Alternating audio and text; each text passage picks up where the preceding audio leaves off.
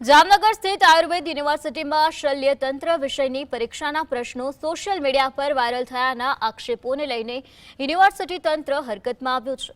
મળતી માહિતી અનુસાર 20 તારીખે મોર્નિંગ સેશનની પરીક્ષા પૂર્ણ થયા બાદ સાંજે વોટ્સએપ ગ્રુપમાં અંદાજે 11 મહત્વના પ્રશ્નો વાયરલ થયા હોવાની ફરિયાદો મળી હતી। યુનિવર્સિટીના અધિકારીઓના જણાવ્યા મુજબ પ્રશ્નો પરીક્ષા પૂર્ણ થયા બાદ વાયરલ થયા હોવાનો દાવો કરવામાં આવ્યો।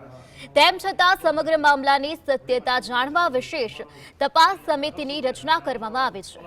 પ્રશ્નો ક્યારે, કેવી રીતે અને ક્યાંથી વાયરલ થયા તેની ઊંડાણપૂર્વક તપાસ કરીને જવાબદારો સામે યોગ્ય કાર્યવાહી કરવામાં આવશે તેવી યુનિવર્સિટી તંત્રએ ખાતરી આપી છે। પરીક્ષા અત્યારે ચાલુ છે એટલે કીધું કે એના અમે આગળ તપાસ કરી અને કોણ છે, સત્ય શું છે, તથ્ય શું છે એ અમે તપાસ કરશું।